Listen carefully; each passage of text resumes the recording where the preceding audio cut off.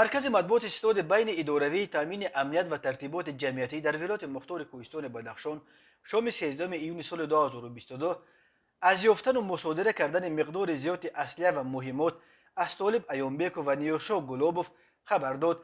این دو لیدر غیر رسمی محله های خلیبزاد و گلوباد شهر خوروغ روز 11 ایون امروز با منور شنبیف یکی دیگر از لیدرهای غیر رسمی بدخشان دستگیر شدند. مرکز مطبوعات استاد گفت در پی ادامه چاره‌بینی‌های اپراتیوی جستجویی و نشانداد عیبدار شونده ایامبیکوف طالب عبدالرحمانویچ سال تولدش 1966 سرکرده گروه متشکل جنایتی محله زواد نان شهر خوروغ در شاهده شخصان خالص و در حضور پسرش عبدالرحمانوف حسن علی طالبویچ در خانه شخصی او در کوچه ایامبیکوف خانه 58 شهر واقع می باشد مقدار کلان سلاح و مهمات جنگی مصادره کرده شدند. این چنین گفته می شود در ادامه اطلاعیه استاد بین اداروی در اساس نشانداد عیبدار شونده گلوبوف نیوشا اسلشویویچ سرکرده گروه متشکل جنایتی محله گلوباد شهر خوروغ سال تولدش 1982 از جانب پسرعمکش اسلان گلوبوف تصدیق می گردد از کنار منزل استقامتیش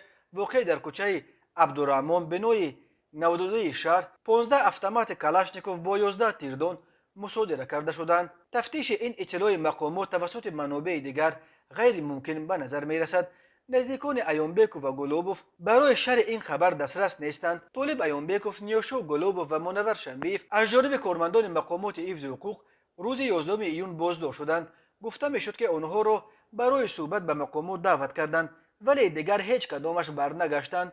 روز 12 ایون در جریان یک عملیات ویژه در محله اوپیده یا تیرچی شهر خوروغ دو لیدر دیگر غیر رسمی این محله زهیر رجب و خورسند مزاروف کشته شدند. از این قبل روز 22 می محمد باقروف لیدر اعظم معروف و معتبر ولایت مختار کوهستان بدخشان به طور مرموز کشته شد. امردین علوشاف یک لیدر دیگر این ولایت مختار پیشتر از روسیه آورده به 18 سال زندان محکوم کردند. به این ترتیب از 7 لیدر با نفوذ ولایت مختار کوهستان بدخشان که ستاد بین اداروی ماه اکتبر سال 2018 با هر کدام آنها پروتکل علاحده امضا کرده بود، حالا تنها یادگار محمد سلاموف باقی میماند.